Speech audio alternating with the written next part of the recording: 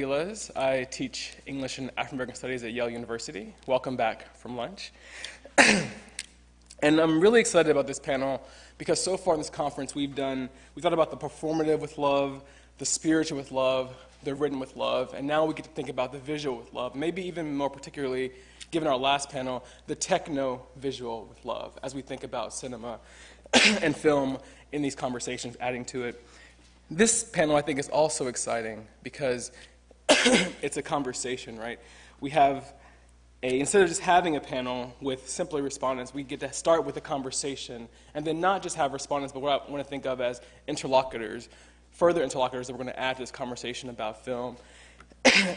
So I think it's kind of a special kind of moment for us. Well, so the first part of this different panel will be a conversation with Haile Gerima, and that's Dagwami Wumshet and Sarah Lewis are going to have that conversation before we move on to add other people to this conversation. Oh, I'm sorry, I lost something. Catching up still, forgive me. So as I'm sure you all well know, Haile Gerima is an Ethiopian filmmaker whose most popular film is Sankofa, which he wrote, produced, and directed, and other films include Bush Mama, Perfect Journey, Adwa, and Teza. And he's won numerous international film awards, and we're actually just glad to have an artist of his esteem here with us today. And sitting beside him, right next to him, is Sarah Lewis, excuse me, who is a faculty member at Yale School of Art, and she has a book under contract at Harvard University called, is this the right title?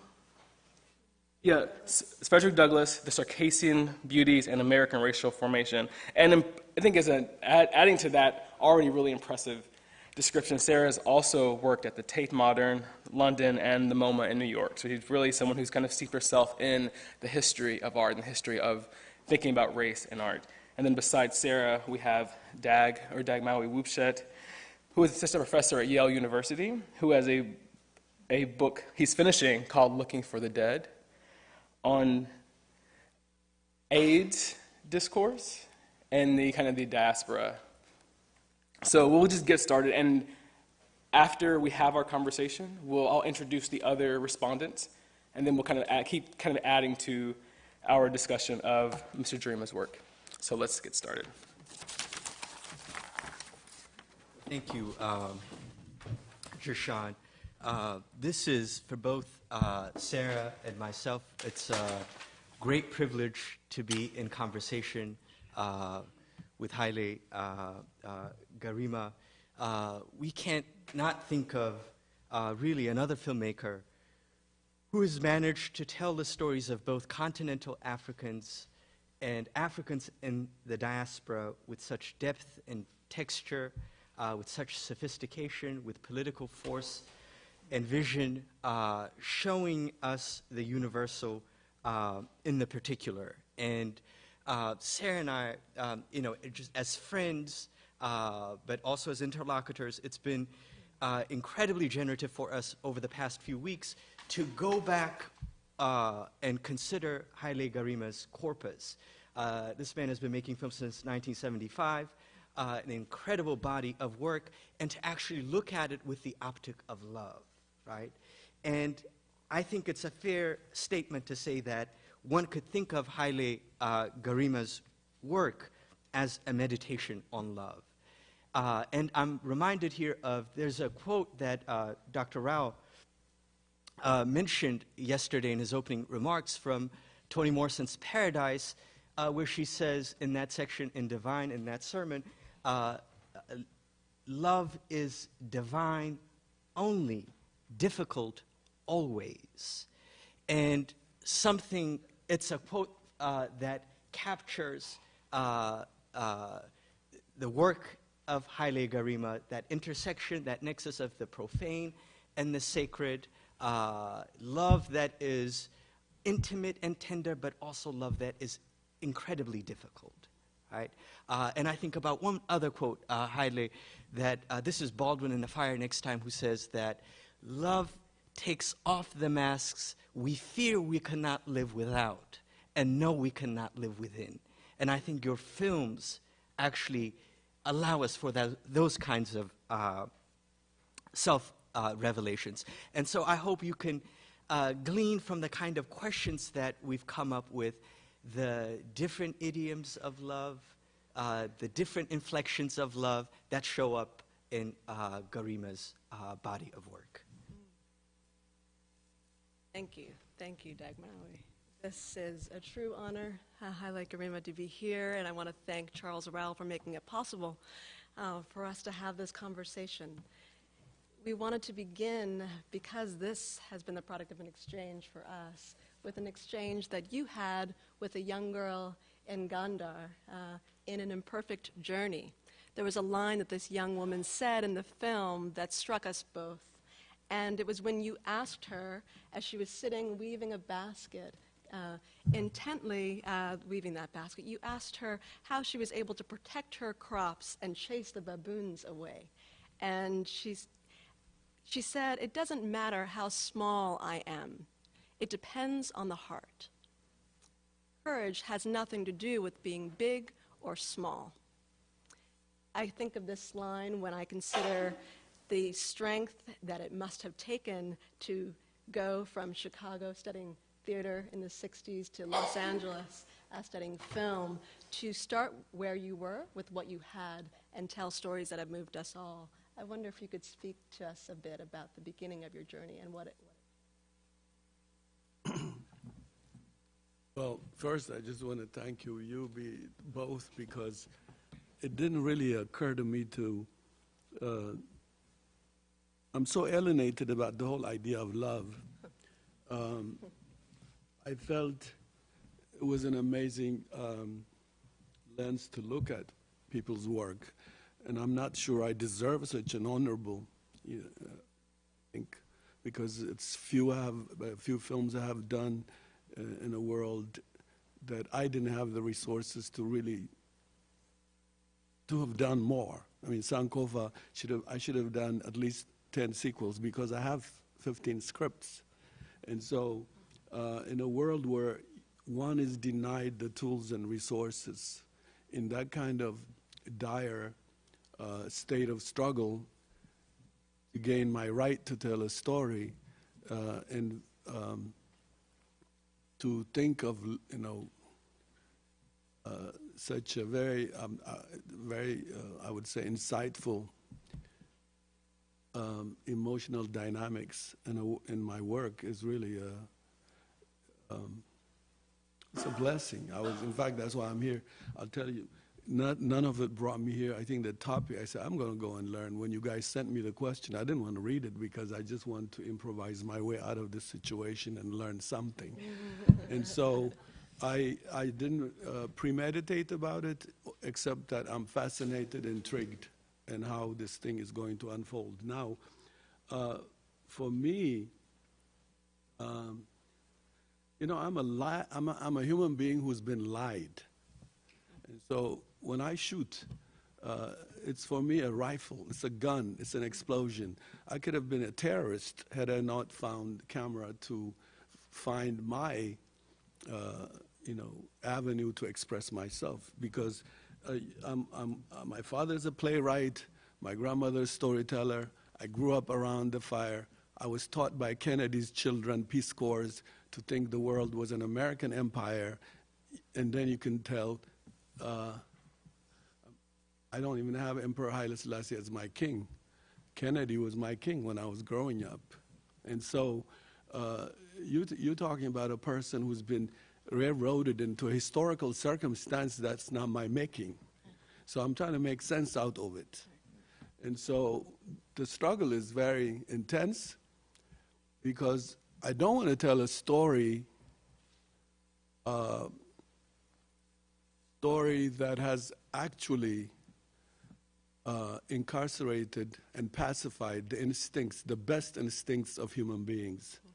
Cinema itself is the most corrupt tool that has, as in fact some Latin Americans call it, the new hydrogen bomb, that has completely altered the face of storytelling, the face of stories, the face of looks, people's looks, their hair, their nose, their clothes. None of us walk in the kind of organic state of mind that we are. We are just fabricated creatures, I myself included. So I'm not looking at a world that is trying to make, oh, she's this, he's that, etc. So it's really, every film is a staircase to respond to towards my interest to cleanse my own state of occupation. So it's kind of a decolonizing journey. And no one is going to finance me. No one is going to say, okay, here's money to tell your mother's story. Unless she drives Miss Daisy, I have no chance of being financed by the present arrangement. And so it's a struggle. I hope that answers it, but I hope we can go forward with it. We wanted to ask you, since you are really the product of two civilizations, an Ethiopian civilization, but also an African-American civilization, I wonder if you could talk about maybe the accent that each has given you about love, but also the resources that each civilization has given you in terms of becoming the kind of filmmaker that you've become. Well, let me put love aside for a second because I'm the least developed person to discuss about love. Give it back to Toni Morrison. But let me speak about these two situations that I find myself. I think, for example, the Second World War began in Ethiopia. In all universities, including this place, the Second World War begins when Hitler goes to Austria and Poland, etc. Ethiopia was the first country, where Mussolini waged war, and Ethiopians were the first casualty of poison gas. Their history is not still told.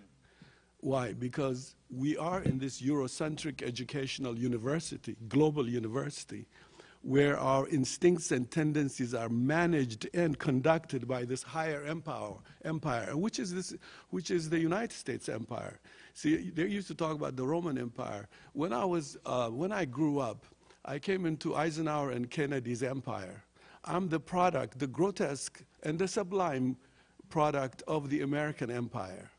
This is how I think we have to look at my work, that the American empire was where Haile Selassie had run because of the trickster British colonial idea of recolonizing Ethiopia.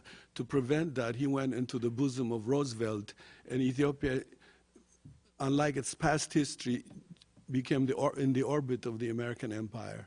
And so our educational systems were changed. 21 18-year-old American Peace Corps came to teach us. Local Ethiopian educational system was completely obliterated, which also obliterated my father, who wrote plays and never knew Shakespeare nor Molière. His plays were displaced.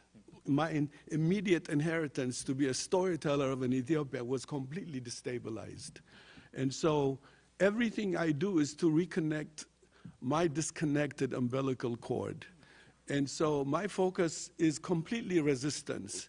And love in that whole matrix is really the fact that we dare to still love amazes me. I'm not yet developed. I'm not going to claim my films do that. I just want to hear you guys tell me it does a little bit here and there. But, but the point here is, and the African American now comes here. I come to America, and I was in response to my conditioning, the first demonized population in Chicago I tried to run away from were African Americans. And that created a big psychological trauma in myself, in my relationship to my past, my history. I'm scared of them. Why am I scared of them? How were they introduced to me as a kid in Ethiopia? And why do they call me a brother? And I say, in my silent monologue, say, don't call me no brother, I'm Ethiopian. And all this inner monologue completely destabilized me more. And so by the time the whole Black Power movement, by 1968, 69, I had the biggest afro than any African American. Because, one, I was not a sponsored student. I was not sent by the government, nor I was an American scholarship student. I had to do gardening, dishwashing, etc., to go to school in the outskirts of Illinois, Chicago, Skokie, etc., if you know that area. And they taught me to be black. Those white people in those suburban America made me a black person. And my citizenship up to now is not confused. I'm an Ethiopian citizen. I don't intend to be an American citizen, but I have a big, big owe to African Americans for awakening me to want to find out who the hell I was. And that is not a simple debt. Following up on that, you know, your films, you know, one has to prepare to watch your films because they are, you know, emotionally very heavy. They're taxing films. You know, this isn't, we're not going to Friday night at the movies, you know. And the thing that what's so difficult about them is even though your characters towards the end of your films achieve some sense of some form of self-revelation, self-consciousness, they go through immense amount of pain and suffering. And they're deeply haunted characters, and it seems, in fact, a signature of yours is how you thrust their interior psychological makeup on the screen for us, and you're relentless about that. So I'm wondering if you could say something about this, it's not tension per se, but how your characters, they're possessed characters, ultimately they gain some sense of self-possession. Well, that's very really nice, and thank you. I'm going to tell you there's two things in motion first. In general, just even the idea of storytelling. Storytelling, the aesthetics, the accent, the structure of storytelling still has to operate within the empire of this Eurocentric American. American is really a European aesthetics. It doesn't matter. I mean, French fries in Europe is small, in America it's big. But America in general, the vocabulary of America is a white supremacist vocabulary. And Europe lives in America with all of us being the ambassador and emissary of its vocabulary. And so the form itself is a contaminated form. Because I know that. I know that because my grandmother telling a story around the fire and the logic, the logic, the narrative logic of my father is in complete contradiction to this Eurocentric, so-called Aristotelian way of telling a story. Africans, unless they kill the story, they cannot tell in this Eurocentric form, in my view. And I experienced it. And so my struggle is not only what I want to tell, but is the very form of storytelling that I'm in constant struggle with. Am I succeeding? No, it's an imperfect struggle that is on a journey of someday finding a stable, coherent narrative gratifications. And so the intensity that I think you're talking about comes from the fact that I am a struggle, and I don't, you know, I want the world to change. I don't want my children not to tell their story because they are not part of the middle class, black bourgeoisie, or the white race. And they could be who they are and still be able to tell their story without conforming to the dictatorship of narrative storytelling. And so that is part of it. The other part of it is really the fact that, to me, the blues of the black bourgeoisie in Africa or here does not interest me. They just don't emotionally touch me. From South Africa to Ethiopia to Gambia to the United States to Brazil, the black bourgeoisie, I have nothing to identify with. They're just displaced population. The intensity that I myself am charged by is the black people that came from the South. For example, before I came here, I was really struggling with a script I'm trying to do called Chicken Bone Express. It's a film about black people I lived with in Washington, D.C., who came at the time of segregation to the North for a better society. And having come from Ethiopia, I quickly adopted my neighbors as my grandfather and my grandmother. So I call them Grandma and Grandpa. And I'm telling their story to show the disconnected situation between them and their children, and their life is intense. Now, to take its intensity is to appease the black bourgeoisie, who's always have to escape the historical consequences. So the escapist culture that spearheaded by Hollywood, that the black bourgeoisie, the hip-hop culture pushes, the established hip-hop culture pushes, is part of the escapist, acclamatory cultural expression that I don't identify. Black people I know are struggling every day. In struggle is intensity, resistance, and there's also love in that intensity. To dare to love within the circumstance of intense struggle is an amazing situation. I cannot claim I have succeeded to do that. I don't know if I answered you, but I improvised my way through. Speaking of narrative and what you absolutely have succeeded to do for the both of us, as we saw it as a through line in your films, was connect the idea of love with a right to agency about the future, a right to have potential. And you see this, we see this in Sankofa in ways that maybe the audience will remember when Nunu is able to rescue the life in terms of keeping the child from the murdered, ultimately, Kuta, from Musa's whip. We see it in Bush Mama, right, when Dorothy rescues the baby from the hands of a woman who was daring to commit suicide and dares to keep her own baby's life, despite the social worker wanting her not to. So can you speak to us more about this focus on right to the future as a motive? Well, you know, I think I'm a kind of Frantz Fanon's idea of every generation has a responsibility, some fulfill, some betray.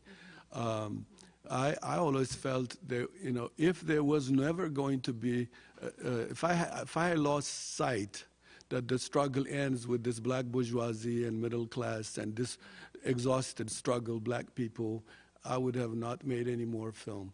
But what's very interesting, what he says, is that every generation has a responsibility. Some fulfill, some betray. Out of that, I decided, I think some of us, some of us come onto this earth to be fertilizers. And so I live amongst fertilizers, knowing there will be children, firebrand children, that will not have the same entrapments that make them postpone from grabbing their historical making process. And the children, when they will come, I don't want to be a dogma politically person to, if I was, when I was in college, I would have liked them to come the way the Black Panther Party or the Black Power wanted it to be. I don't think you can mechanically usher the real revolutionaries. They will come, and they will not have the same tongues that we have to acclimate to oppressive situations. For me, in the era we live now, black people are the biggest contradictory human beings walking on the earth. In South Africa, they came to power and can't do better than even what it was. In Africa, the black bourgeoisie has completely betrayed African people because it cannot be historical maker, but I'm an imitator. In the American, we see the black bourgeoisie completely incarcerated in its own middle class interest. And therefore, for me, instead of committing suicide, seeing what I see, where I teach at Howard, where I travel to lecture all over the world. I'm on my way to Abu Dhabi from here tonight. And what I have decided is, if I'm going to sustain my filmmaking struggle, I cannot embank on in the time I live in. We are just fertilizers of something that is inevitable because things are not right. And I could not, when I was a student, I wouldn't believe black people, when they come to power, will act the same way. Although Frantz Fanon in The Pitfalls of Black Nationalism, Dr. Du Bois, people have talked about it. I never digested it, that we when we get what we wanted, if we just let me in the door, I will be as fascist as you. Never occurred to me that black people would be the transmitters of such a historical, contradictory historical reality that I'm seeing. And so, I don't know, I might confuse you more, but it's again to answer your question. Thank you. Thank you. As a follow-up to this, we wanted to just also speak about, specifically in Harvest, 3,000 Years, and Ashes and Embers, that there's so many segments and codas that you create by having the sounds of everyday activities become rhythmic. Whether it's the sort of cattle sounds in the harvest or the creaking of the swings with the grandmother at the end of Ashes and Embers as she's disseminating her story, Eliza. We wondered if you could just tell us more about how the stories that you received from your grandmother, inspired your journey to filmmaking and still continue. Well, my choice was, when I came to Chicago and then finally at UCLA, I had two choices. To reconnect with something that has been very insistent in my life, to reconnect to the melodies, the storyteller. Sometimes people do not have any idea how the gratification of making the sound that you really know and share, how intense and how important that is for many people, because I have students who are always plugged by earphone, furthering their own mental conditioning, and could not build soundtrack when they do their films. They don't know birds, they don't know winds, they don't know. And so, for me, everything begins. I don't know music without first the natural sounds of things. Even to understand jazz, one has to know this very natural thing. So for me, my grandmother around the fire, for example, even when I close my eyes to remember, the crackling fire is the soundtrack of my grandmother, which I did in Ashes and Embers, for example. Ashes and Embers, for example, is built on the whole crisis I was having. When does a generation listen to the passing generation? And I was working on this thing jazz musicians call a ripe moment. When is one ripe to hear the truth? Because in my own case, my grandmother was against me going to the theater, the only theater built by the Italians in the town I lived. She called it the devil's house, because most kids who went there come their body snatched. And I understand it now. Then I thought she was savage, primitive, and backward, and dismissed her. But what was happening to me was, here I was around the fire listening to her story, has many elements in it, sound, light, many things in it, took it for granted. Once I saw movies, it became more magical for me. John Wayne killing everybody with one pistol, Audie Murphy, Doors Day, all these movies I'm watching as a kid replaced my grandmother's story. And so to reconnect to her, I was giving a Vietnam veteran who was very possessive about his painful experience of war. I wanted to know how the community who care about him, who love him, how can they collectivize his pain? Is it by bribing him or by reminding him that they have come in a much more painful place and have struggled to get what they got? And what is your role there? And so this whole thing comes. Also, I studied in Buckingham County, Virginia, researched, etc., researched the land issue with African-American issue, etc., to connect to my grandmother as the soil, the wrinkled soil of my grandmother. It's really about me extended to a Vietnam veteran characters, black folks I met in my life from Chicago to LA. And so I took that, but I put my grandmother in my struggle story and lend to my characters my own displacement and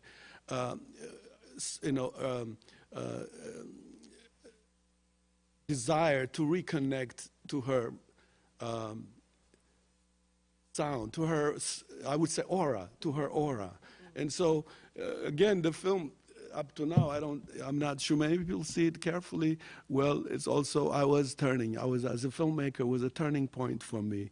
I think all my other films did benefit a lot in the kind of, because even structurally, I wanted to abide by the idea of when does one see the light? Is it when you want them, and what kind of generational struggle takes place for generational transaction? Is it when you want it or when the kid is ripe? And is the kid ripe now or 100 years later is what I learned. Just following up on that, you know, because your films have such a clear political content to them, but then you get these moments of long interludes of just the everyday. It's what you're saying, you know, right? The sound of, you know, herdsmen whistling or the fire, but they're long interludes, and I wonder, is that your way, is that a celebration of the everyday maybe? I don't know. Is that a way in which you champion, sure, people have enormous difficulties, enormous pain that they endure on a daily basis, but then you have the moments of relief in your films are often these silent shots that they're just there. And they have a way of, I don't know, maybe celebrating the everyday. I don't know if that's the right way of putting it. Well, I don't know. I'm going to improvise too. I will say this. To me, I think often throughout history, the oppressive class that goes to the operas and the theaters, they have always told the story of the exploited people. They will cry in the theater. There's even some theaters like the Prendellos in Italy will give you handkerchief and things to cry more. But you go back, you do your champagne, your wine, your spaghetti, your escargot, and your life doesn't alter. So what does poor people's stories apply to the upper middle class, comfortable, bougie, suburban people? What does it provide? And so I wanted to disassociate from being the storyteller of this kind of aesthetic arrangement, social arrangement that is completely organically supposed to be. And that's why even Hollywood says, end it for the dummies. The ending should be for dumb it down. There's an insult idea even in that. For me, what I'm interested is really that every story has its own logical end. And that is more important to me, even above political considerations. A lot of people think they think I'm a political animal. I'm not. Politics for me, I study, I read, but it's an umbrella in the back of my consciousness. I do not subject my writing, my storytelling to politics, because politics has the capacity of becoming fascist when it starts to make the truth as an end to everything. So what I have done is over the time, checked myself not to impose my politics. So when I write, I just improvise the story.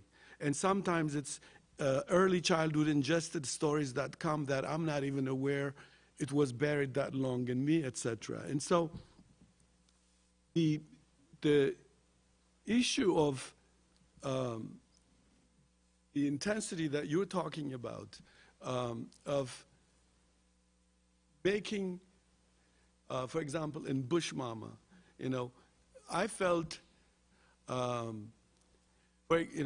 she, as a character, she is a broken person. She cannot rise to the occasion, even by the black militant. Even the black militant does not recognize her, because the black militant is more with the militant in Latin America, China, or Russia.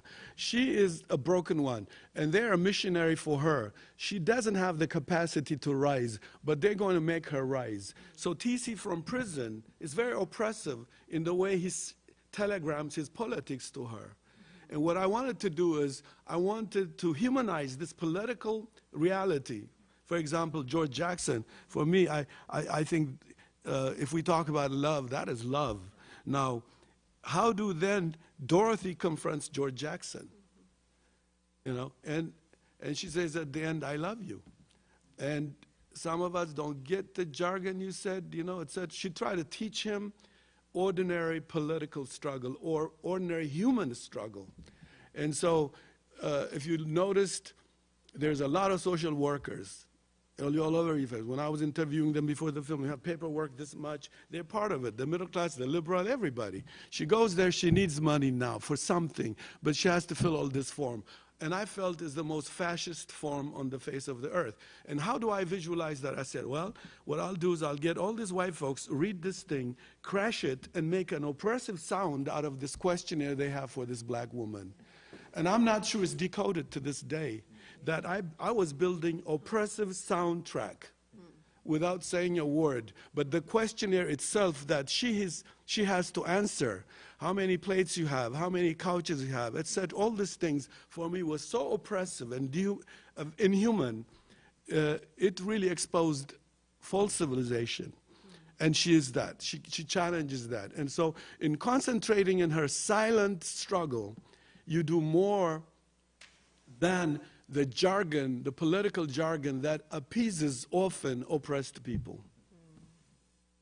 Staying on Bush Mama for another year, and I'm thrilled that you brought up this character, broken, as you say, but still retaining an ability to teach humanity.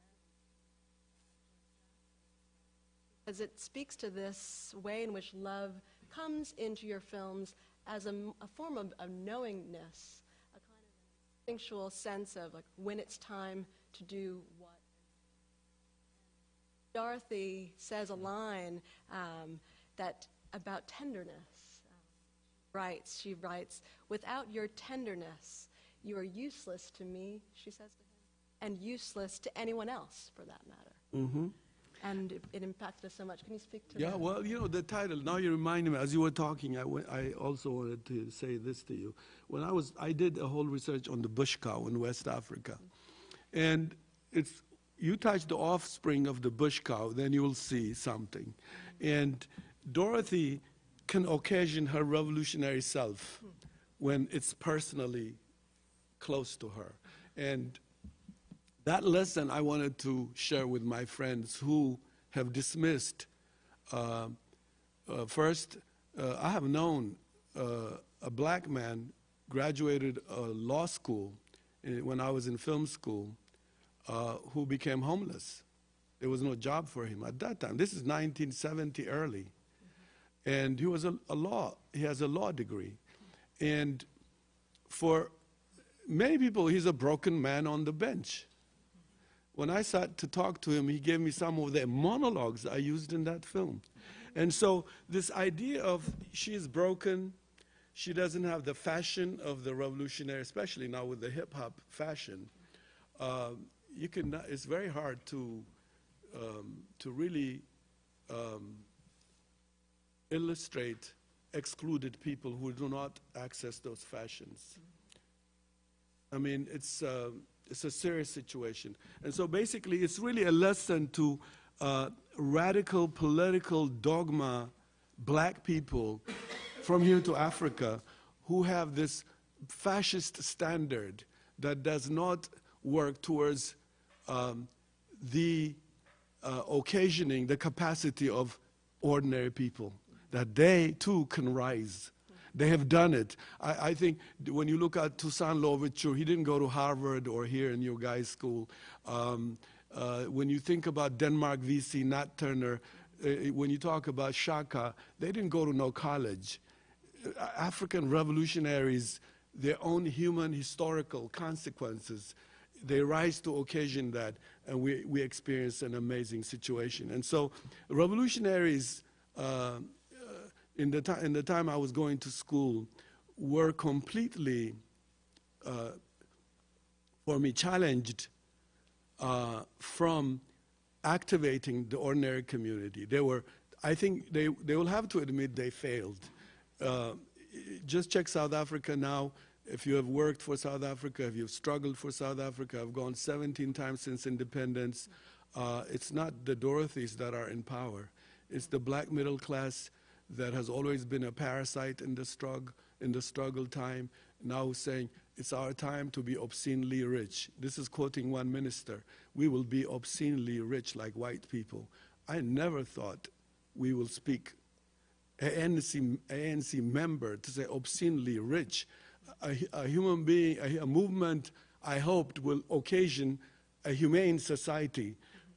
Fanon says, what's the use of all this if we can't occasion a humanist civilization? Why even fight? Why have so many of the children of ordinary people die to bring a system of fascist that occasions itself in the image and activities of the very oppressor that they threw? And so it's a failure of a black elite. I sometimes, I'm obsessed by it, and it's also in my story. I have a script called Independent Road. Hopefully I'm going to shoot it in Africa, and it's about this betrayal.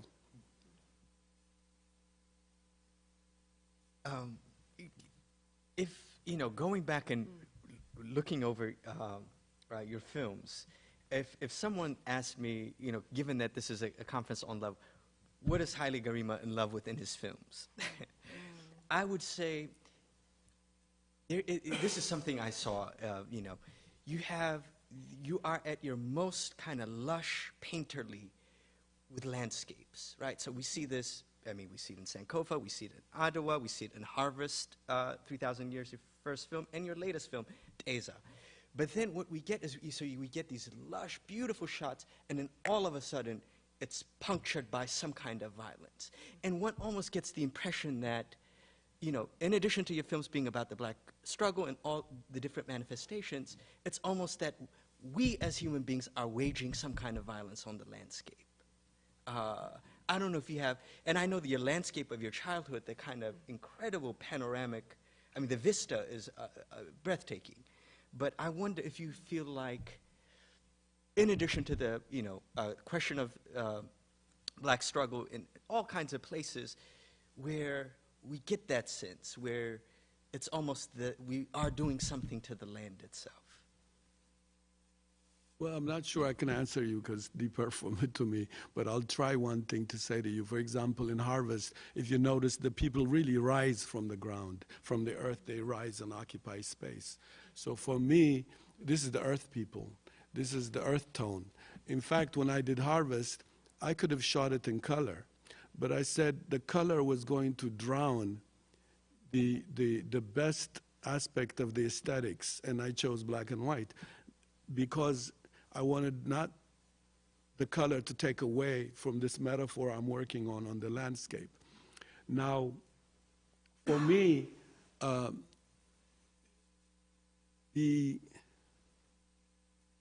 even in Sankofa, you cannot, the script, for example, in Sankofa, what I wanted to get in terms of, for example, how landscapes with little soundtrack invoke a period. How you can, when I went to Jamaica, I've gone through the South, I've gone years before I made the film, and I sat in a sugarcane field where I was going to shoot the last location I found. I looked at 4 o'clock. I went as a filmmaker to see the sun rise. But then when the sun, before it rose in the pitch dark, I start seeing, hallucinating, and I hope you guys know I don't smoke and I don't do nothing. I start hallucinating. I start seeing eyes in the blade of the sugarcane blade. And it was, I felt, when you are in a certain state of mind, there are also certain things that occasion themselves to provide you with elements you need to tell the story. I was hearing sound, for example, whips, machete cuttings. If you look at the film, I try to use all this. In the blade, I try to bring the eyes of these people staring at me as if saying, are you going to mess up our history? And so basically the landscape is a place of spirit people. Spirit people. You have to go to Vancouver and see what happened to what has happened to this land in the North America. You go to Vancouver, you literally see the spirit of Native American people. And then the audacity of this European naming the things they never named because the landscape is them. But he comes from Europe and names it something, and that grotesque thing that shoots up. You see it in South Africa, you see it all over America. Somehow, is the idea of eliminating, because the landscape keeps reminding the memory of people. The most stupidest person could go in certain areas, and I'm sure Native Americans will just crawl up the earth and just choke him or remind him. I used to tell my kids, they watch the cereal boxes, and my wife threw a TV out. She's a filmmaker also, so they don't get brainwashed more. We raised them without television, just watching movies together in our production office. But they have cereal boxes too that were teaching them more visually amazing thing. As they chew, there were boxes there. So I try to say to them, how about every morning, if you just thought for a second, there was a Native American on this place where our house sits. And then think of them and then chew your food, I would say. Up to now, they remind me these things, because I do believe the spirit of a people does not die. In fact, in the madness of America, the curse of the spirit is in there. You can make a film. If I had, I just don't have resources to be everywhere, but I can make a film about the landscape in the United States or in Canada or South America. The landscape itself, with a very intuitive imagination, would mold characters out of the earth, like the way Genesis happens. The story could come out of the molehills of little things that you see all over the place. And I try to, even Adwa, when I did the documentary, I don't do documentary to just speak about facts. It's to call somebody stupid to make facts. What I tried to do was, I wanted to invoke the landscape to tell me what went down, that my school denied me or my teachers didn't teach me. And so the landscape started telling me. And I got to this place, an old man said, "You came late. Now I'm too old. Where have you been?" Of course, me in America trying to be a filmmaker, and this guy goes at 90, 100 maybe. He goes, "Oh, I can't talk to you now. Now I don't know what is real and not real. I don't trust myself to tell you about this war." He says, "You came late. You came late." I put it in the film in the way he monologued me. And so I don't know if it answers you, but it's again improvisation. I want to be mindful of our time. We just have a few quick questions. But one of the ways that love, I think, is expressed as a discipline, in a discipline here, is through the recovery of Black portraiture process. And we noticed in looking at the structure of your films that there's a way in which you encode cells, whether it's in Bush Mama or Child of Resistance, where in the scale cells you sort of will stop and pan on an image of someone so long that it becomes a portrait. And there are other, in Adwa, you also remind us of the pictures of themselves as a mode of violence. So I wonder if you could speak to us about well, I'm reminded of one more thing, I should say. I mean, maybe because I'm looking so much at Frederick Douglass, that he said once in this that the political gallery begins the process of electing.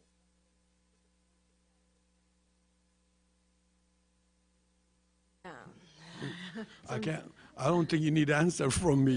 He answered you. I guess He answered you. I don't know. I'll ruin that. I wish he didn't do that, because such a clear person, this like Angela Davis is so clear. I don't want to say nothing after her. But I'll tell you, after what she says, I'll tell you one of the things, for example, even Child of Resistance, which I don't know if you've seen it. It's a part in Bush Mama. For example, it's a film that when Angela Davis was apprehended, I admired her. I thought her philosophy I was at UCLA, and I was like mystified by her. And in my dream, I saw her the night she was handcuffed, and I was completely felt powerless. That night I dreamt, and I made a film of the dream, because dreams always unravel certain things for me, and it's societal inheritance. I got it from Ethiopia, maybe. But in that story, she comes and she says, she goes into this, what I call the laboratory of confused black people. You know, they're watching empty TV with no image of themselves or nothing. They're just bamboozled watching, etc. She comes in, dragged by a colonizer. I mixed his boots. You know, like the way it happened in my dream. I shot it even in certain motion, the way the dream unraveled itself. And then she comes and sits in front of this guy who's wearing black on black and black here written. There's black here. Black is his name. And she's looking at him, he's looking at her. He was doing a lot of all this. And it's a bar, but it's a bar, but like a lab where chemists give you the drinks. And black people are just being fed everything that's invented. And the providers are white folks with doctors' clothes in the scene, as you saw it. So he says to her, in my dream, she says to me, she comes in and she says to me, and I was sitting there with all these militant Pan-Africanists, and she said, I said, you know, I admire you, you're so amazing, you're so brilliant, and she said, I love you. And then I didn't know what to say. This is what I was telling. I didn't know how to answer Angela loving me. And so in the film, if you see, she comes, sits across from him and showing him her chains, she just looks at him. And black can't do nothing because he can't translate how to amplify, occasion his manhood or his humanness to respond to her condition. And so I felt, most of my friends and me, we felt that completely that helpless at the time she was apprehended. I don't know, I diverted because I was afraid of Freddie Douglass after him. We could maybe speak to, the question I guess I could have followed with is really just looking at the ethic of care that you have and have created a legacy with at Howard and in Washington, D.C. For 30 years you've been there now, of them with a level of love that is so profound to hear. No, now I want to kill him now. Now. So tell us why. Now I want to kill him. I think for the past 5 years now, my students are now different. I always had students that also taught me. My script was not more perfect than theirs. I hear their script, I make a commentary about their script, their film, and I learn a lot, improve my own work. So it was reciprocal. I don't like to, in any circumstance, even here, I came to really learn because the topic intrigued me. Otherwise, you couldn't even afford my honorarium. Callaloo is too wretched to pay. So financially, not intellectually, financially. So I'm just saying the topic is really why I came to learn. And I want you to know that. And it's also a hectic day for me to go Abu Dhabi tonight. But I said, I have to go to this thing called love. What are they going to say about this thing? You know? And so my students now, I don't learn anything. I over-lecture. And I find them the most equipped generation technologically. They have technology coming out of their ears. When they come to my class, I've always felt I'm in NASA about to send a rocket to space. That's how they look. They have laptops. They have the most current technology. They have not one cell phone, two cell phone. You're talking, showing them movie. They're watching their cell phone. They're texting. They're multi. And I don't want to teach anymore. I'm really at Howard now trying to reorganize the film program. I've told the president I'm leaving because I do not think now, if I want to keep making film, should I be subjected to young people who are discharging my battery rather than recharging my battery. You see, the former students, 6, 7 years ago, Howard students recharge my battery. I go to class, when I leave, I'm writing too. Their imperfection is mine. The struggle we wage to tell our story, they want to tell a story. Now, most of them want to do this BET, booty shaking. How fast they're going to do it one day, I don't know, but just a black woman with her butt going. It's a big civilizational achievement for them to shoot it. The more it vibrates, which one vibrated more, and I'm useless. I'm useless. And so, to me, this generation does not need me, because I even went one day in class and I told them assignment, tell me what does a dream feel like? Tell me a dream. And none of them could tell me a dream because they don't remember a dream. So I told them, okay, think about, if you dream, bring a dream or read about a dream and come and talk to me, because dream is very close to cinema. So I said that, and I went in, and they didn't have no dream. I said, I can't force them to have a dream. Okay, did you read a book about dream? No. Did you research? No. One girl says, I Googled, but it's not much there. So I told them I had a dream. And I told them I had a dream. I came armed into my class. My dream. And then I shot all of them. I shot them, all of them. And then I woke up sweating for shooting them. And they didn't get no humor, nothing out of it. And then I told them I was lying. I didn't dream. I don't intend to kill them, but I just left it there. So the point here is, I think now I am useless. I'm not a good teacher. I actually do workshops better. I do internationally. I travel to film schools, do workshops for 1 week, 2 weeks, get out of town. That's different. But when you care, especially black students who are indebted with the story of this genomic story, and they want to play with that, I'm not there. I'm not play. I think, to me, black people carry genomic story in their body in this country. If they don't want me to help them activate it, I'm useless, because I'm not a teacher there for salary. I don't need it. I'm not. I crossed many film schools offered in Europe to go to Howard, because I was looking to teach black kids who I felt didn't have to go like me to UCLA, to spend more time justifying their story is normal. Instead of the technical discussion in white schools, we were discussing, black students were discussing this so-called LA Rebellion. I don't know if you paid attention to it. UCLA is now taking our films. First, we didn't know how to make movies. Now we are actually, it's traveling with our films. In this school, our stories were questioned. To me, no one, when you are pregnant of a story, tell me how to say it better if you understand my cultural context. But don't tell me the story is no good and get another story, because you don't know how I'm birthing my story. So when I went to UCLA, I didn't want teachers, completely alien teachers, discouraging the birthing of the idea of the story. Their job is to teach technique. Even that is dangerous itself, because you empower many stereotype things within that. And so I wanted a school where I want to have black kids like me who are who are really in urgent situation to tell a story of their grandmother or their grandfather. And I said, I want to be part of a school like that. So at this point, I think though there is a generational displacement for me. And also, I've been there 30-something years, and I think it's time for me to leave.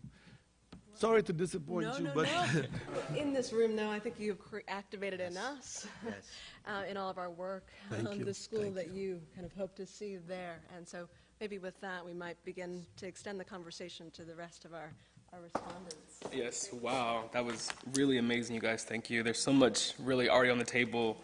The complexity of generational transmission, the value of the quotidian, how feelings of displacement get translated to the visualizations of space and place, the power of cinematic sound. So we already have so much we have to think about, but I invite some of the people onto the stage to help us kind of keep thinking through the cinematic corpus. So if we could have you guys up here. I'll wait till you get up here and introduce. Can I correct something? Please do. You don't mind? No, not at all. Please do. It's not generational transmission. I said generational transaction. Transaction. Transmission is one way. I said dialectically transaction. No, thank you so much. Yeah. Thank you. No, thank you. Thank you. This is a conversation, a dialogue we have up here. Absolutely. Thank you. Thank you, my brother. Absolutely. So joining us on the stage, first, beside DAG, we have Shika Ogulu, who is an assistant professor of art history here at Princeton and is author and co-author of a number of important pieces on African art. Next, we have Vivi, I think. Vivi Francis is next, who is an independent writer, a really important contributor to the Callaloo Writers Workshop, and has a book out this year called Horse in the Dark. Beside Vivi, we have Valerie, I have your name here, Castle Oliver. Thank you. Is that Castle? Is that right? Cassell, thank you so much. Cassell Oliver, who's a senior curator at the Contemporary Art Museum in Houston, and has a new exciting exhibit opening November 15th called Radical Presence, Black Performers in Contemporary Art, and focusing on the 60s to the present, I think. So it's really exciting.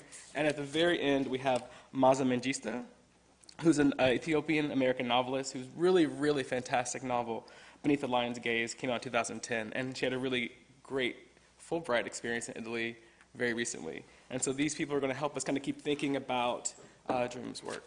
So if you all would jump right in. We can just move in the order I thought I said your names. Okay. Thank you so much for this wonderful conversation. I was hoping it would go on till the end of the period, because there was such a rich amount of information that been transacted. Podium. When you were speaking about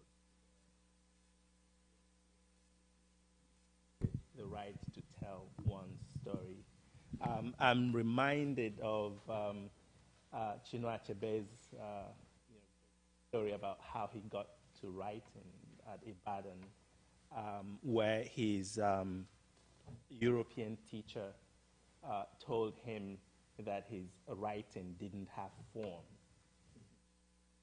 And he was really disturbed by that. What did he, mean? And a little while later, he confronted the teacher, explained to me what he meant by, and the teacher could not explain what that statement meant, other than to discourage him from telling the kind of story that he wanted to tell. And that was when he decided, I will be a story writer. And that is his story today. And of course, he keeps talking about the right to tell our story. So I think that's a very important element. But that then comes with its own challenges, such as you have encountered in your own career with resources to tell your story. And again, I want to think of the moment in Achebe's Things Fall Apart, where it says that if you don't lick, an Igbo proverb, if you don't lick your lips yourself, the harmattan, which is this harsh winds, that comes from the Sahara down to the West African region, dry, really nasty, dusty wind. If you don't lick your lips for yourselves, the harmattan will do it for you, and it will blister your lips. In other words, if you don't take care of yourself, and in this case, your story, the other, the harmattan now, that metaphor of the other being the harmattan, will tell the story in a way that your subjectivity becomes, But I was wondering then, given this scenario of the need to tell one story, and the fact that not just like your grandmother who could, whether she ate or not, could still tell you a story. Here you're dealing with a medium that requires resources to tell the story. And therefore, the ability to tell the story is in itself power, which is also economic power, that funds that ability to tell the story, and in other words, the ability to your own subjectivity, right? So the question then is, how does one deal with this problem, especially when one thinks of who the audience of the story that you're telling is? How does this kind of story circulate? and in your own experience, how have you imagined your audience, and to what extent does the infrastructure of film production and dissemination inhibit or not your ability to reach this audience? Because, of course, I would imagine on the black bourgeoisie, that you have this kind of, sort of relationship with. But this other audience that you try to reach, how do you reach them? And I say this against the background of what has happened in Nigerian film. And the way that market and emerged as the way that the ordinary folks are making films outside of the infrastructure of filmmaking. So I was wondering, how have you dealt with this idea of connecting, or actually speaking or telling that story and connecting? Well, three things. One, by the way, in terms of form, first, all forms, everything is born with an inherent form. And the role of the artist is to transform with the form, transactioning, again, back and forth. You take a piece of wood, the African sculpture, the wood has already a form, but when you take the axe and alter, you're transforming yourself in. So there's this reciprocal growth. I write like that. My scripts are just first, they're in my head with form, but it's not an absolute form. It's a form you begin to explore, to transform. So that makes it more complicated for any, including the African elite, to teach form. We get difficult because we have to assume every story is born with form. Now, the role of the good artist is to transform this initial form to its full. Now, to do that, you then, if you think then, going to your next thing, if I say, I want to make film to be funny, or if I make a film saying, I want people to like my film, then I should be just a politician, not a filmmaker. The minute you think market is not only charging people, but what do people like? Let's say black people really are crazy about booty call. I'm not going to make no movie for them. And so it's not an artist finds his or her tribe in the utterance process. When you speak or sing a song, reciprocatively you develop relationship. I'm quite contented. I came out at first with my early films in Oakland. Black people hugged me and cried, and poetry. I said, oh, maybe I'm a filmmaker. So I'm encouraged. Every person that goes to see my movie, I earned them like hell.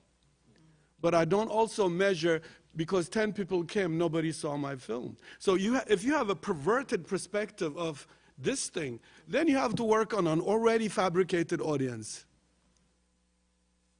Then do, it doesn't take a rocket science to know what people,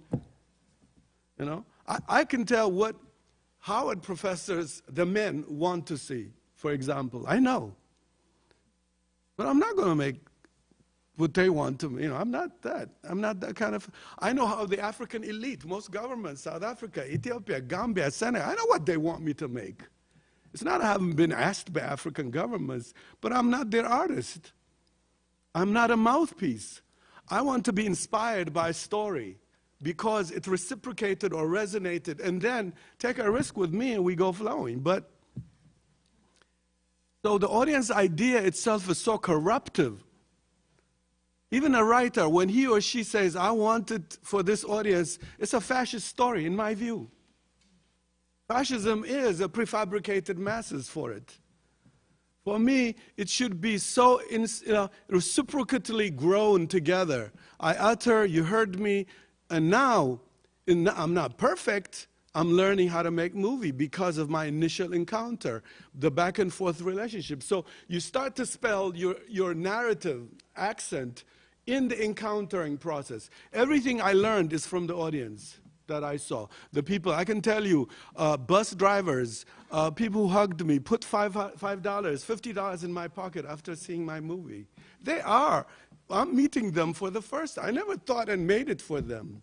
And so to me, any artist that goes to say, for this thing, like I want to make them laugh, I want them to like. I mean, I know what black people want now. I'm not stupid, but I'm the wrong guy.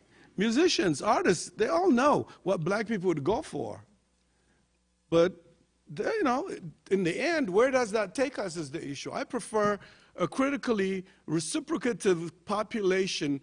The artist should not stop being this with flashlight looking for this elusive truth that he senses, because in the process he finds his tribe, his population. It's not because I did great films, by the way. All my films are imperfect. But most people are impassionate with the way I am feeling about this story. That I have sensed it. And this is what they like. When somebody hugs me and say thank you, I know what they're saying. It doesn't go to my head to make me lose where I'm going. Otherwise, especially after Sankofa, over 1 million black people have hugged me and cried from here to South Africa, Ghana. But I'm not going to miss, we are hungry people. That I know. We're hungry people because we're not in charge of our story. And nor are we normal to give each other what to do. We should in the doing, learn how to improve and do better. Otherwise, it's like making a film for insane asylum case. You know, you go to insane asylum, you make a film for insane asylum people. What is that movie going to look like? And so storytellers cannot even tell because they like it only. For me, I'm like, when I start something, I'm uncertain myself where I'm going to end up. I'm now with a film, a character who survives the ghetto annihilation of the inner city that the black bourgeoisie in America has completely joined to suppress. And as a musician, at the end, he's waiting. He has inherited from some runaway black people in his genes. He can't accept what is there. In the end, he wants some uprising, but he doesn't know what kind of uprising. I myself don't know what kind of uprising. So I have him in Baltimore Harbor in a lighthouse, abandoned lighthouse living, and then a Dan on top of the lighthouse blowing his trumpet, and the whole sea is rising, and I don't know what to do with it. Before I came, I'm looking at this whole seabed rising, but who should rise up? I'm not sure. I leave it, I come back at it. I leave it, I come back at it. So I'm saying, if I'm not sure myself, why would I give in to anything else? Knowing what has happened to us. We are people whose story has been abducted, here or in Africa. In Brazil, our story has been abducted, period. For me, I start from that. I'm wrong or right, that's another story.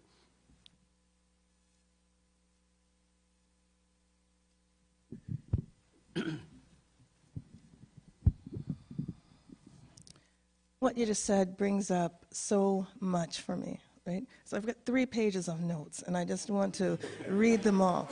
But I'm going to try to stick with just a couple of points.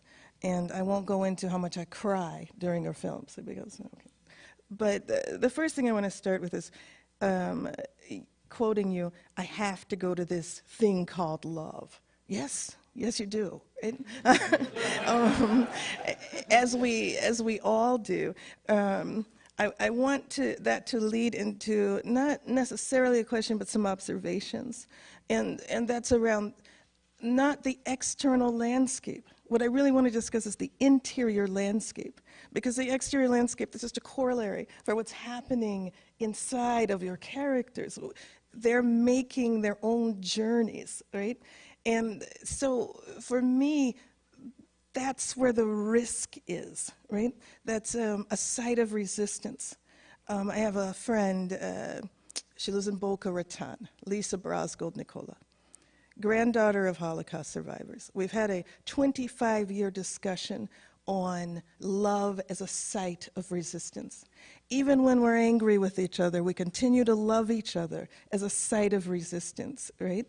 So I marked places where I find inside of your work sites of resistance. The first being that you dare to traverse your own interior, right? you state, let's see here,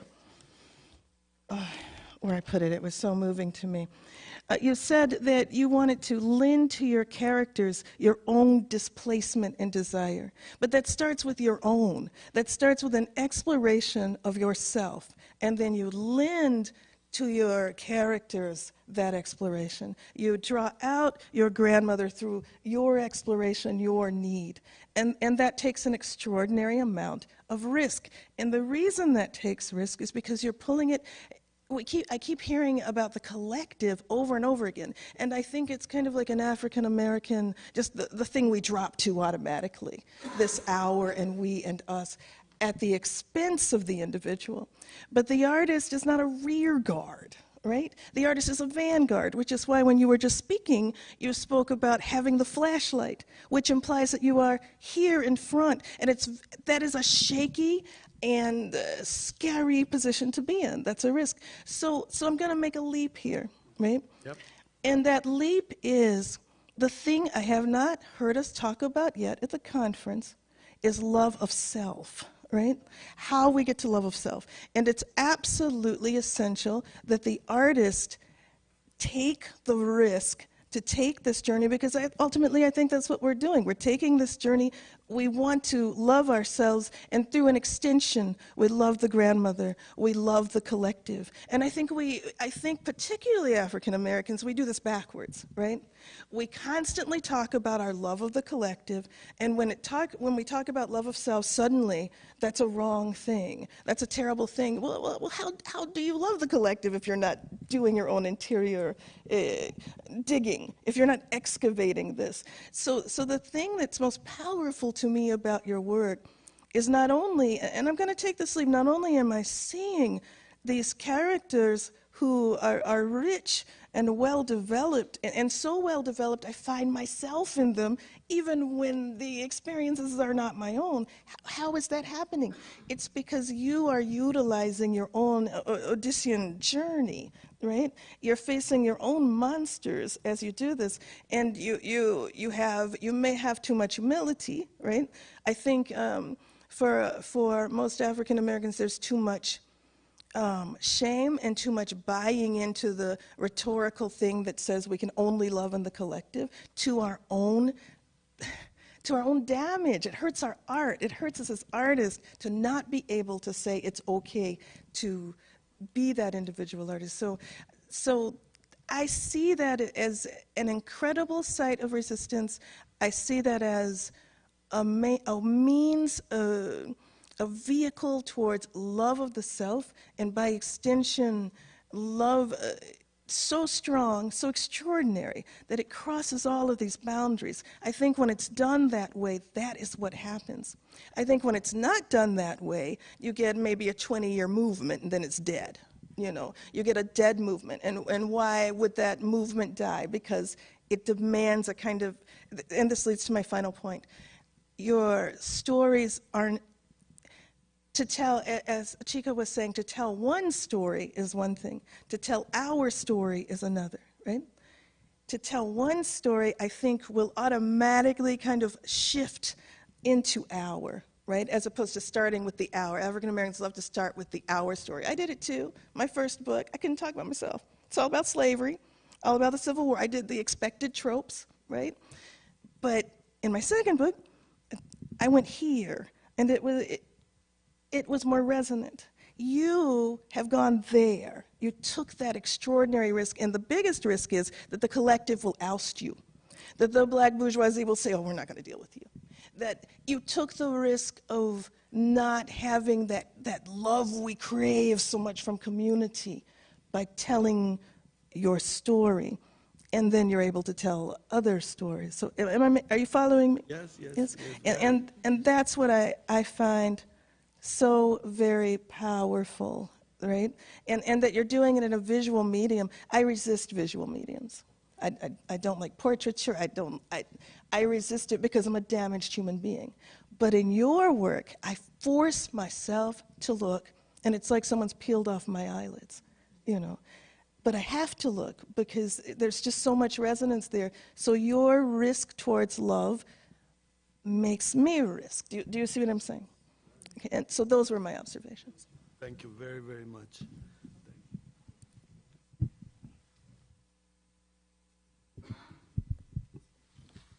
Thank you for being here. I'm glad the idea of love was so intriguing to you. I want to, just because my realm is in the visual arts, and film is somewhat not my specialty, but there is now this great resurgence of what happened in the late 1960s and the 70s, and I'm thinking of Kelly's Now Dig This, which will be on view at PS1 in October. Well, later on, next week, I think, is when it opens.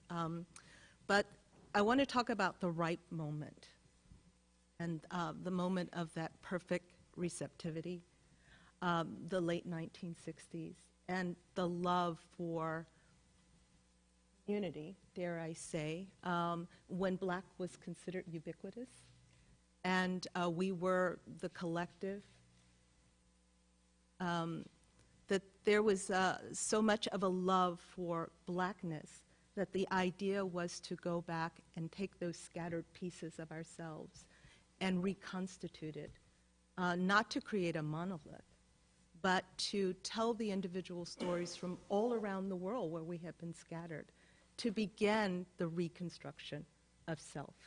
And that level of generosity, I mean, maybe it was an urgency, maybe there was an innate need, as you say, the genomic desire, the stories that reside within ourselves that had to come out. But I am curious about this moment when you hit LA and the LA rebellion and the filmmakers that came out of that moment, yourself being one, and the legacies that you've created, yourself at Howard, and Zaina, Irene Davis, Zaina Boo, and Barbara McCullough, and all of these people that came out of that moment. And I don't want you to speak for them, but that there is a generosity of love. And I think that's probably what I honestly feel that's missing, is that lack of generosity now. But I don't want to get into that. But I'm more curious about this moment in LA, because with this exhibition that was mentioned that I'm working on, I'm looking at people like David Hammonds and Senga Ngugi and Maren Hassinger, who were all in Los Angeles at that ripe moment. Mm-hmm. Well, I keep going back, but let me just say a few things. My father, he fought the Italians and he lost during the emperor. He's as I told you earlier, storyteller, and my mother and him, their love is like a very silent, unannounced love. I puke over announced love, personally. I have a problem. One is an American phenomenon. Love is always declared by mouth, not by deeds.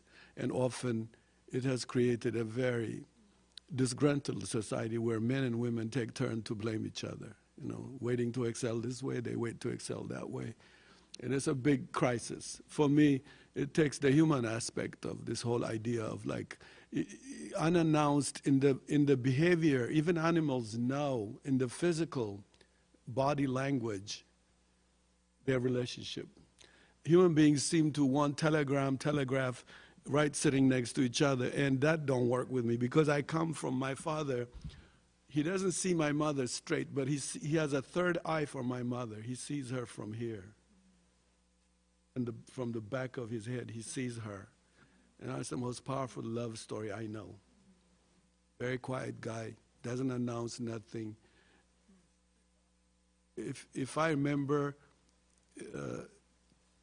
it's like in his plays, I was in his plays, etc.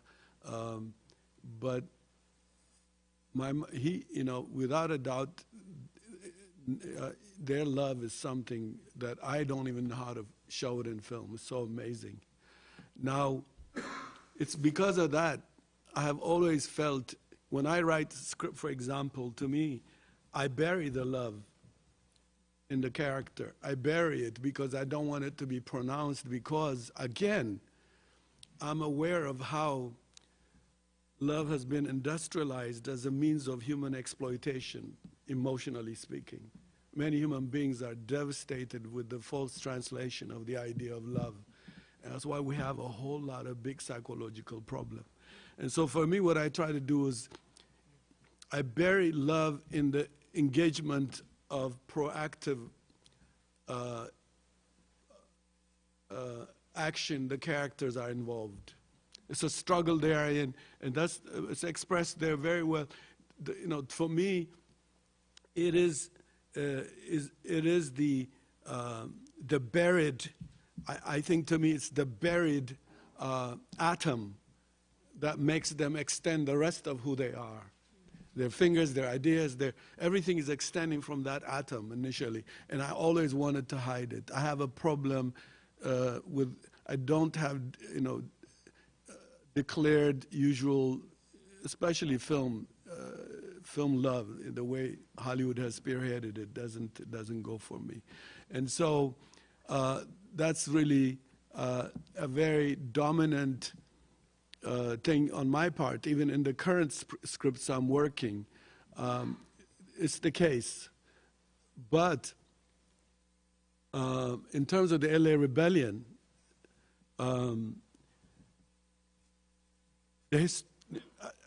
what happened at this period is, one, all over the world, human beings were looking for their identity, defining their identity. And then you want to be a filmmaker, you go to a film school, and now you're having a complete conflict with how movies have to be done. And your story is having a hard time entering into this bottled formula. And to me, that is lost, even in the way they are discussing now. When I was there, I try to point this out. It was a protest against this Eurocentric form that UCLA, USC, American Film School brainwash Native Americans, Chicanos at that time, as they were called, and foreign students and African Americans. So we converged at UCLA, and all of us rejected this official formula. In other schools, we would have been expelled. USC wouldn't have tolerated some of the positions we took. At UCLA, at least they knew it was a civil rights time or the anti-Vietnam War movement. Even white students were politically active. And so our protest against the formula cinema was not that much curtailed by resources. But even in our technique, we just work towards each other. I call it a horizontal class. We started, instead of the Pope teaching us vertically, we went to horizontal teaching from each other in mistakes and deeds and practice, etc. Now, I think in terms of, at that time, the collective was part of the exorcism the society had to go. And I think it has its own logics, but it's when it become an end, it for me, destabilized this journey, because, as you said, the collective start to give manners of who's a true black person. When you go there, it's fascism in motion. And so the particular that brought us together into this universal union is one thing, and historic. I defend it with, I learned from it. I became a better filmmaker because of lyric like Charles Burnett, Kathy Collins, people I met in the black cinema. They too were in search like me, and I didn't look alien. I didn't look abnormal. It was normal. The Latin American, the Brazilian, the Cuban, they were all saying, what is our cinema? Does it have to have popcorn? And what is this? So we were saying, even credits, does it have to start this way? Does it have to end this way? Do we have to have a theater? Why can't we do it in the streets in Watts? We changed the whole idea of cinema and transaction with, the kind of thing. I learned a lot. I stuck with it. To this day, I am one person who's still the student of that movement, in my view, because I then went and I said, I can't exist like with this thing I have began to work from. I'm not going to exist in Hollywood. So I went into Washington to teach on the side as an immigrant worker, and then I built an independent film company on the side with my wife, who also felt the same way. Both of us partnered, started our movie. We started distributing not only ours, many other black filmmakers, because we felt it's not only to make the movie, but the struggle to distribute was part and parcels of it. Now, to get back to a little bit what you're saying, it is because we have abnormal bourgeois class. You see, for example, the white bourgeoisie is very normal because it also knows the value of culture. It finances culture. They're greedy about their culture. They're greedy about their Mona Lisa. Not black people, not African people. In Africa, the black elite comes to power. One of the things they don't have is policy on culture. The first thing they have is sport and CNN. The leaders watch CNN all the time. Their worldview is CNN. And here, the African filmmaker has no policy to function from. So we do not have the black bourgeoisie that culturally, if it had its own spirit and soul, could have financed our dream. I would have made 10 Sankofa sequels by now if there was a daring black bourgeoisie in the way there is a white bourgeoisie for culture. So what we have to know is it's abnormal, even when we act as class. And I call them black bourgeoisie, but really, Pepper Tiger, they're fake bourgeoisie because they can't finance culture. They can't. You can't tell me. For example, there is a black man with Red Sea Press here in Princeton. How many people support black publishers? Third World Press, Hakim Adabudi's press. 3 black people make books here. Where's the black bourgeoisie to go and say, I always fantasize, if I got Lotto, I would say 1 million will go to the Trinidad kid who distribute books in Baltimore. 1 million will go to Casa Hunchekola, Red Sea Press. 1 million will go to Hakim Adaburi. When I'm jogging, this is my fantasy if I'm not thinking about script. But I'm not, what I'm saying here is you have a very abnormal thing trying to do in an abnormal situation, trying to do poetry, book publishing, playwriting without the financial, economic component that is nationalistically in the same mindset of saying, oh, I like to see my grandmother like in that movie. When I go to a white producer, I'm convincing him, my grandmother, he can't see nothing. They're honest. They say, I don't get this story. They're right. She is my goddamn, sorry, guys. Sorry about that. I got excited. She is my grandmother. She is my grandmother. And I understand it's not his grandmother. I happen to be lucky with some German and French producers where I'm convincing them that just come with me on the basis of, you say you like my other movie, trust me on this one. I can't convince you on this independent road Africa about these Africans who are on their way to the president's house. It doesn't make sense to him. But if there was a black bourgeoisie that is also culturally ingesting his, story, we would be normal. There would not be a problem. I would have finished many films. And not only me, Sam Ben.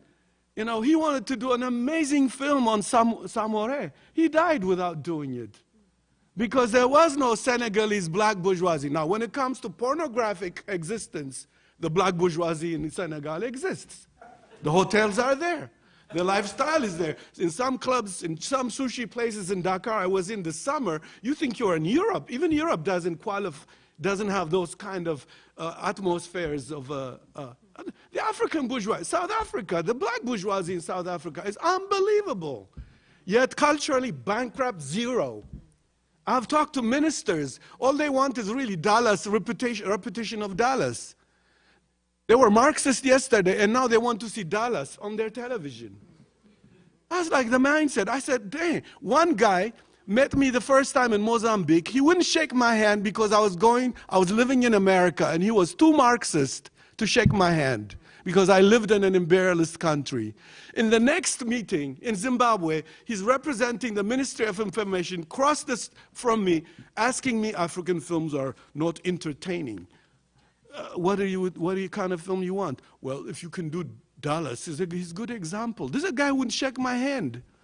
I was too imperialistically leper for him. And now and then I start remembering him. I looked at him and I said, Iraq focused. I said, I know this guy. I know this voice. I was like, I'm looking. And I remember his torn up tennis shoes. And he's a three-piece suit guy talking different. So to me, you know, my brother, in Africa, here, you cannot say there is this culturally conscious capitalist. That will be too normal. I know we're running short on time. I don't know how. Okay, everything. I know Gash Haile from a while ago, and you and I are working on kind of similar subjects for our next works, which is the Italian invasion and the occupation of Ethiopia in 1935. And you mentioned that earlier about Ethiopia being the country that suffered from the mustard gas and the brutality of this. I wanted to ask you something that I've discovered in my research, and I'm curious how you contend with this. What I have found is you spoke of memory, and I'm finding that when Haile Selassie took power again, when he took the throne in 1941, he told the country to treat the Italians as brothers, and those who wanted to stay were given an open-door policy to stay in Ethiopia and live amongst the people that they had murdered and raped, and they tried to colonize. And so we have a generation or several generations of Italian Ethiopians.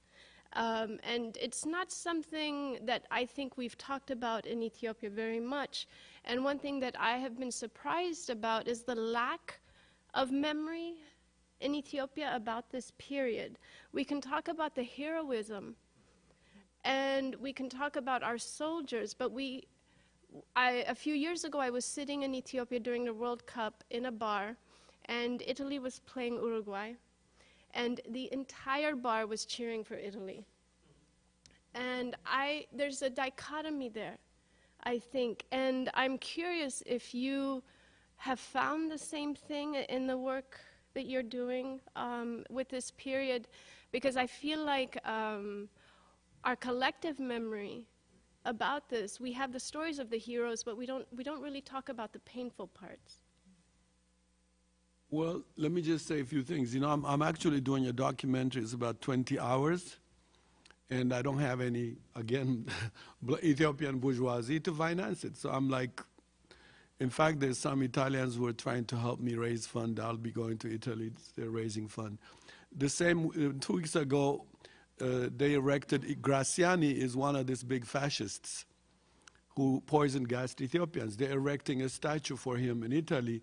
They did already. Yeah, and the Italians were up in arms, but no Ethiopian is up in arms. Now, what I want to tell you is, to me, even when you come to power, like in South Africa, memory is the enemy of the new bureaucracy. You know, memory cannot make him enjoy this new life he or she has taken to be the idea of good life once you come to power. Memory disrupts this immediate, materialistically over elaborated lifestyle. And leaders do that. They play a major role. They occupy us by the stories of other people. And because our story is supposed to help us exorcise. You see that in America now. It's a great deal of Black America's struggle since the civil rights movement has been appropriated by many complicated forces because memory, they call it. In fact, one honest white guy said to me, "Why are you into history? History is divisive," he said to me. And then about 15, 20 minutes later, and this is an international film festival, an American white guy says, "History is divisive." And then he turns around and bamboozles these foreigners about Jefferson as a biologist, how he knew biology also. And so the point here is this: oppressed people's weapon, the only warhead we have is our memory. It's also that threatening too. So when Haile Selassie came to Ethiopia, if you know, the first thing he displaced was the ones who stayed and waged a guerrilla warfare. In fact, now a British book is out claiming to say a British guy brought guerrilla warfare to Ethiopians. The world knew Ethiopians had crafted the whole art of guerrilla warfare because Ethiopians are asleep. Nobody's contending. A British guy who came 1940 claims he brought it. 1935, Ras Ababa, as you know, and all those guys were guerrilla fighting. I'm doing a film about that, the guerrilla culture, the birds, even birds, the different birds, the role they played in Ethiopia's struggle against the Italians is folklorically amazing. Ethiopian children, we young Ethiopians, Ethiopian professors do not know it. Why? Because we entered that thing I was saying. When we were railroaded into the American empire, every Ethiopian nationalist was displaced. And Haile Selassie and all the immigrant Ethiopians who run out of country when the Italians came, because no king ever leaves Ethiopia. He left Ethiopia, he comes back, and principally the British, him and the Americans decided, these guerrilla fighters are not going to let you reign. They are thinking of republic. The monarchy, they're outgrowing. And they've been trying to bring another king on top of him while he was in England. And so they displaced our history, and I'm the immediate follower. My father fought the Italians. I'm in classroom. My father writes a play about this war. I'm in a classroom learning the British freed us. And one fighter tried to kill me for telling him the British freed us. He said, what? I lost my whole relatives. You're telling me the British freed you? My people have died to free Ethiopia. And so the point here is that African people in general, this is in fact the best part. Ethiopia for a long time had this idea of we're different from Africa. We write, we do this. But now, in terms of the way we have been displaced from our memory has leveled us to be with the rest of Africa. Because you go to South Africa, yesterday's memory is betrayed right there. You see the actors who you marched with in place. You go to Senegal, the same thing. You go to Egypt, the same thing. And so what happened is, for me, this is why I think the memory will not die. This, trust me, because I saw it. That's why I talk about genomics. Memory and genomics, for me, are real now. I'm not a biologist. I don't know nothing about science. I'm not a scientist. But I know in our genes, there are certain experiences that are linguistically coded in our vocabularies of our memory. And more artists will be born. It will not die. If that was the case, I wouldn't make a movie, because I know one thing. There will be more firebrand filmmakers coming down the line where we'll all be put in perspective. And so you have to look at maybe not this generation, maybe not this, maybe not that, but down the line, there will be firebrand revolutionaries who will cohabit peacefully with memory. They will not be hostile. Because memory, what is memory? Ancestors talking to you. Ancestors. How in the hell can you be normal, without this location? In fact, in Kenya, they call it, it's only a fool who points out his ancestors with his left hand. Okay? So for me, if our center of gravity is destabilized because we do not have direct communications with these spirits. Our aura, all of us have aura. You begin with aura. There's an aura in me that you are responding. Our aura is going to stay. It's going to be passed. It's going to stay. It has informations in it. Human beings are not nothing. In fact, this is what happened with the Marxistian perspective that didn't pay attention to the spirit part of human beings, became outmoded. So for me, you put the children of Africa 10 generations from now, 20 from, and what we need to do is leave our spears of struggle, let them undust it when the time comes. When the right moment arrives, they will occasion it. But when you're desperate and you want to make a non-makeable historical event, you're fascist. What you have to know is this should be your issue. I am discontented like you. No Ethiopians to come and help me edit this film, transcribe my film. I'm in trouble. But I say, I'll do this. Whether I finish it or not, I leave it. And there will be a very glorious mortgage generation will pick it up, make it better, and shine it. If you don't believe like this, you'll go crazy. But to me, there is that locator. Otherwise, it's egotistical. When you think you are, like in my case, if I think I'm alone, and because of all this indebted thing I'm doing, if I don't think there are coming people, then I can't justify my being here. Because I'm a complicated person, born out of a little town in Gondar. I'm all over the world now expressing my right to say my story. That's no joke. My peasant family don't know what filmmakers is. They always think I'm a doctor. Okay? They always, Actually, because I think, when you go I'm sorry. abroad, I'm finished. When Okay. you go abroad, they think it's only a doctor who goes abroad to be a doctor, not a filmmaker. So I don't explain I'm a filmmaker. No, thank you so much. I'm sorry we had to stop because of time, but please join me in thanking our distinguished panel. It's really It says 4:30 on the schedule. It says 4:30 on the schedule. Yeah, it does. Well, we have a short break before our next panel at 4:30. I didn't realize that all of